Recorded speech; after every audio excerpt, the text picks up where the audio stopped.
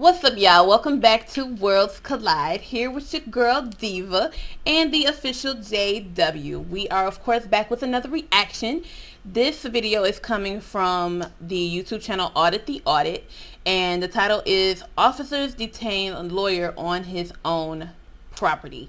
So, Audit the Audit, he actually grades police interactions with the public, and so it's like what they did wrong and what they could have done better, or what they did better. Like, I've seen videos where cops, of course, got better grades than what I've seen. So hopefully in this situation, they'll get better grades. Maybe they'll get a good grade. Maybe not. I don't know. But the title sounds kind of bad. I'm biased with this guy. So. We already know that. Just play the video. Internet access for sponsoring this episode. On July 10th, 2021, civil rights attorney Emmanuel Olawale was moving some bags of trash from his vehicle to a dumpster behind his rented office in Westerville, Ohio. Based on concerns of illegal dumping, which a statement from the Westerville Chief of Police suggests is a common reason for officer investigations, officers Dan Ruth and Matthew Ballman of the Westerville Division of Police pulled in behind Mr. Olawale, exited their vehicle, and approached him. Hi there. Because somebody's taking trash out of their car and putting it in a dumpster? Illegal dumping? Right. Yeah. Illegal dumping is leaving it out in the open. No, because you can take trash from your place and just drop it off or whatever, and yeah, it's illegal because that's not your place. As long as it's going in a dumpster, how's that illegal? Because it's not yours. We're going to have to look that up. Just run the video. You know I'm already biased. Hey, your office is here? I own an office here. Okay, which office is it? The Olawale Law Firm. The what?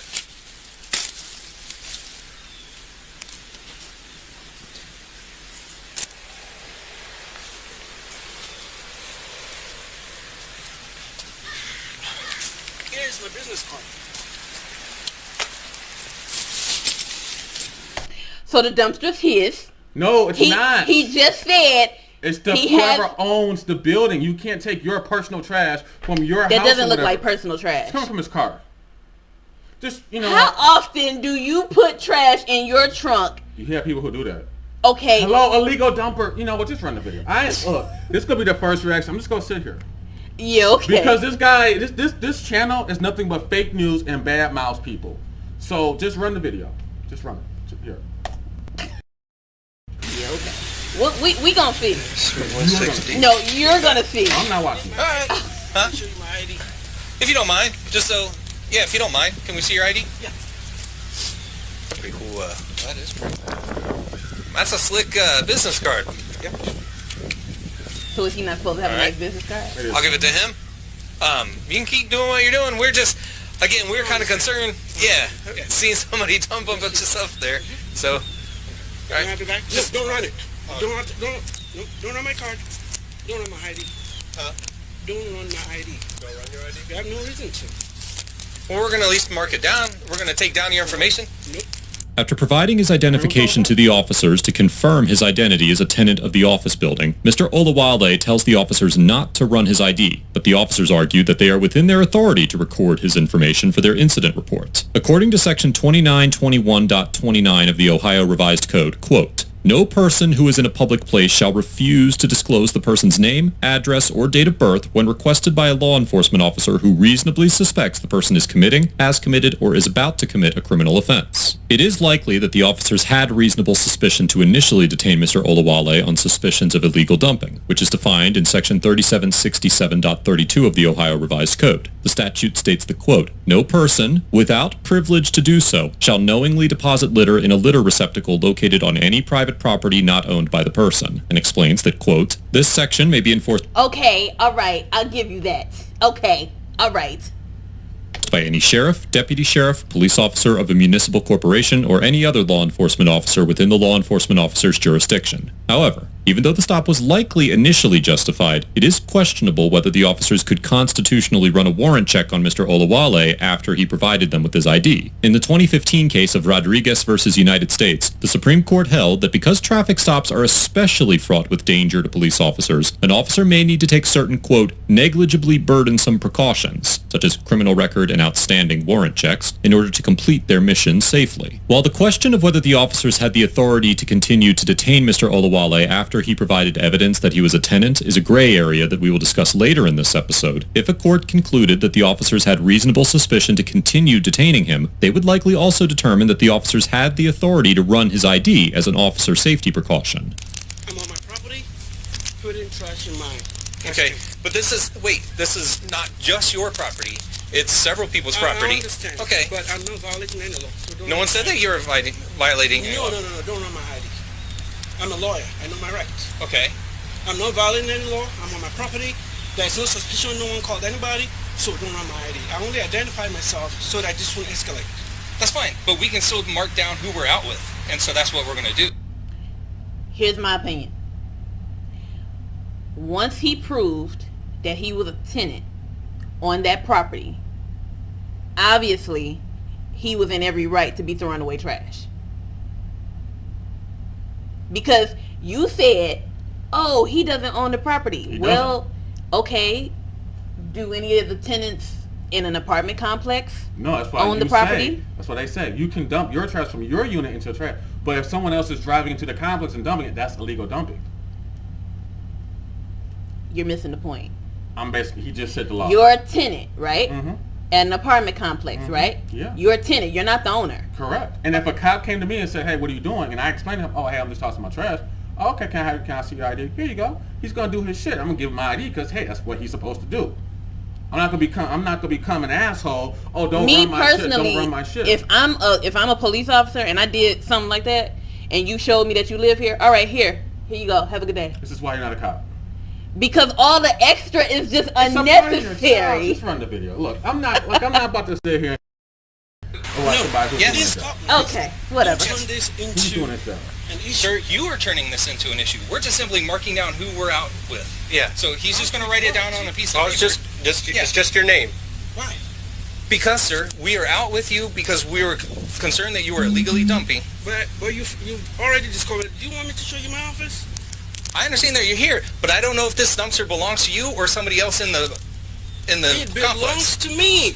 Despite the fact that Mr. Olawale offered the officers evidence to show that he was not committing a crime, the officers insist on writing down his name for their report. Supreme Court precedent makes it clear that if the information discovered during an officer's Terry stop investigation, including the evidence provided by the suspect, dispels their reasonable suspicion, they cannot continue to detain an individual. For example, in the 1984 case of Berkemer versus McCarty, the Supreme Court explained that police officers are within their authority to stop and identify citizens based on reasonable suspicion, but, quote, the detainee is not obliged to respond, and unless the detainee's answers provide the officer with probable cause to arrest him, he must then be released. Unfortunately, there is no bright-line rule for when reasonable suspicion is dispelled, and courts must make this determination on a case-by-case basis according to the totality of the circumstances. Although Mr. Olawale offered proof that he was a tenant in the building, as we will discuss later in this episode, he did not provide proof that he was privileged to use the dumpster, making it possible that a court could find that the officers were justified in continuing their investigation until they obtained evidence to dispel their suspicions. However, if a court concluded that Mr. Olawale had sufficiently dispelled the officers' suspicions, the continuing encounter would become consensual, and the officers would have no authority to detain Mr. Olawale to run a warrant check. As detailed in a law enforcement bulletin issued by the Ohio Attorney General, if an officer takes the ID and goes to the cruiser to run warrant checks, they can convert a consensual encounter into an unlawful detention, since a reasonable person would believe they were no longer free to leave while the officer has their ID. However, as the bulletin goes on to explain, if an individual consensually provides their ID, the officer can write down information from the ID, such as the name, without triggering the Fourth Amendment. Therefore, it is likely a court would find that the officers could constitutionally document Mr. Olawale's name after he provided his identification, whether or not he was being detained. To you and you alone. Yes. Can you prove that that dumpster belongs to you and you alone?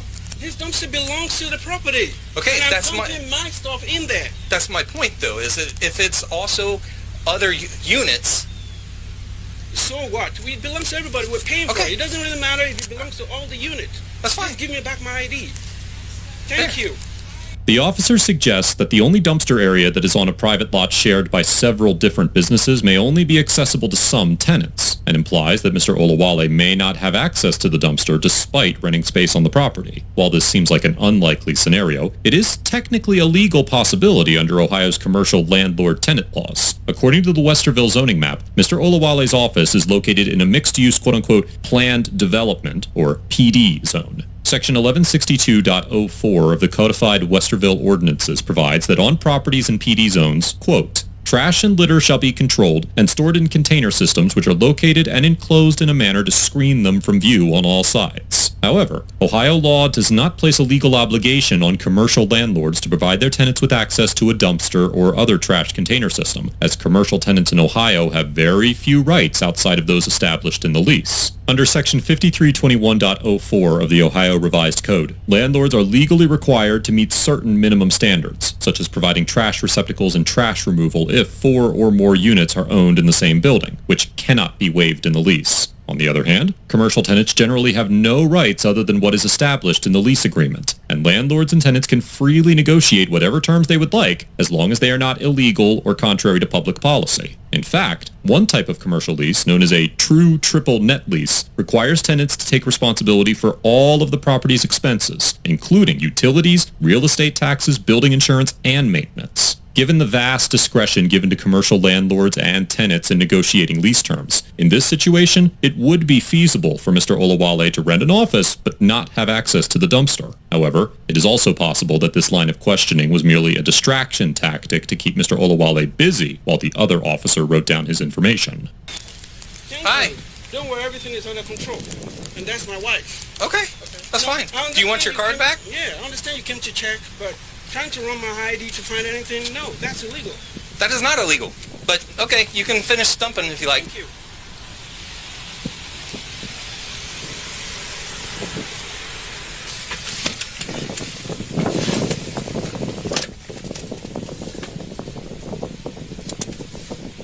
Alright, just turn around and get out of here, and then we'll look him up.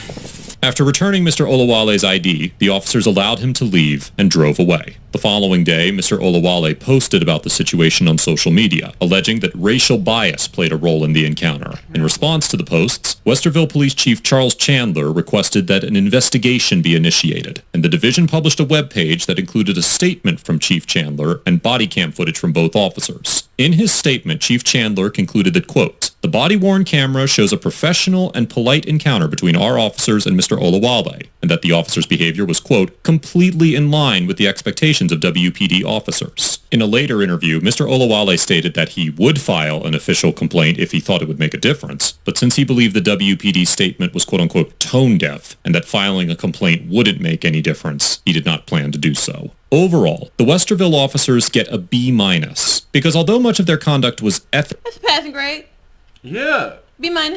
Because they did their job. Ethically questionable, they remained within the bounds of their authority throughout the interaction and initiated the stop based on a legitimate, reasonable suspicion. Departmental policy is a necessary element of any law enforcement organization, and there are many reasons why a department might require their officers to document the citizens that they make contact with. However, policies like these often clash with the Fourth Amendment and leave citizens feeling as though their privacy was violated even though they committed no crimes. It is difficult to rationalize the notion that identifying citizens who committed no crimes for the sake of departmental policy is a fair representation of protecting and serving the community, and this mentality will likely produce many more constitutional conundrums if left unchecked. There is a strong argument to be made that the officers were within their authority to continue investigating Mr. Olawale until they determined whether or not he had access to the dumpster in question. However, there is an equally compelling argument to be made that Mr. Olawale had provided enough evidence to dispel any suspicions the officers may have had, and it would certainly be interesting to see how a court would rule on this encounter. Ultimately, the Westerville officers allowed Mr. Olawale to go free without pressing the issue any further, but not before sacrificing Mr. Olawale's sense of privacy to ensure that their stop was properly documented. Mr. Olawale gets an A-, because although he willfully surrendered his ID to the officers, he remained relatively calm calm and collected throughout the encounter, actively worked to dispel the officer's suspicions, and respectfully challenged the conduct of the officers. When Mr. Olawale showed his ID to the officers, it appeared as though he only meant to present his ID, not surrender it into their possession. Right. He didn't And the mean to officer's hand it refusal to to him. give his ID back Nonsense. betrayed the forthcoming and compliant demeanor that Mr. Olawale was initially attempting to convey. Despite this, Mr. Olawale managed to compose himself and challenge the officer's conduct while maintaining a stern but level-headed attitude. I commend Mr. Olawale for remaining calm and compliant as he challenged the officers, but I also believe that his initial unreserved compliance is what prompted the officers to continue investigating. Offering officers more information than what they're asking for is almost never a good idea, and surrendering just enough detail to dispel an officer's suspicion without revealing sensitive information is an extremely difficult and circumstantial task. By no means is there a situation where refusing to obey lawful orders or physically resisting arrest would be considered legal, but this interaction is a great example of how being overly compliant can sometimes work against you. Let us know if there's an interaction or legal topic you would like us to discuss in the comments below. Thank you for watching, and don't forget to check out my second channel for even more police interaction content.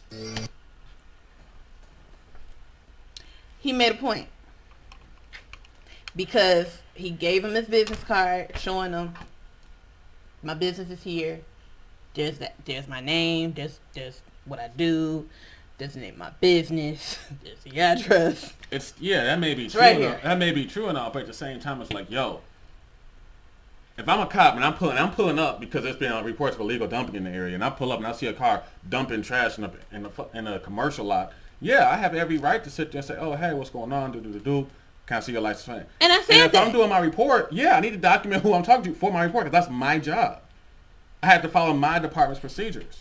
But did you hear what he said, though? Yeah, I heard what he He said. said that he should have just showed it to him, and instead the cop ended up taking it from him. Now, Because I'm if not the saying whether or not the cop took it or he willfully handed it over.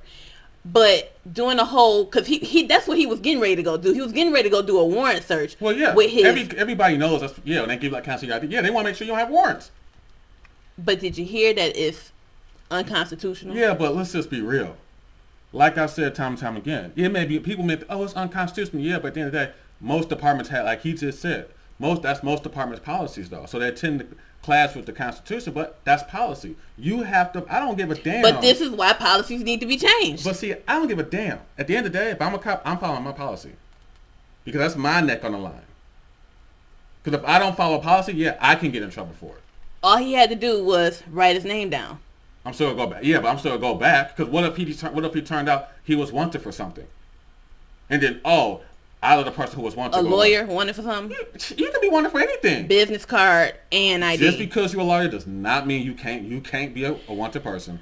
That may be true and all, but again, all he had to do, okay, write his name down.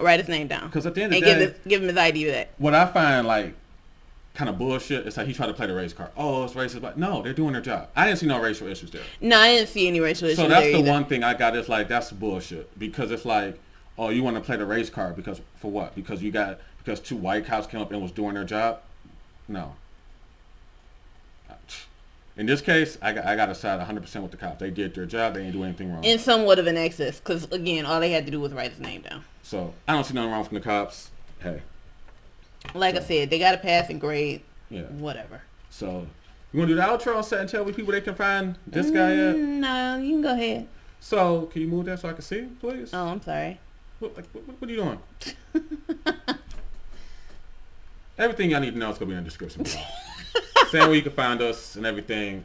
You can see, I don't like these people who try to paint cops in a bad way when they're doing their job. It's not trying to paint cops in a bad light. It's simply to say, look, this is a situation that happened. It's just like Live PD. This is what happened. Here are the laws but for where you these can't people compare are. Yeah, Live yes, PD you can. Because I've watched it. Hate that it got canceled. But it's like, you see different departments have different policies. And it's like watching it, you see how different places do things differently. And it goes to say, hey, 90% of the time they're following, there's not one universal, oh, this is how you do it. No, every department has their own thing. Okay, and I agree with that. But hence, that's why Audit the Audit brought up their policies. Yeah. Brought up other court cases where similar incidences have happened, where the ruling, however way the ruling went. And he also puts up the laws and how they're written for that particular state or that county or city or whatever.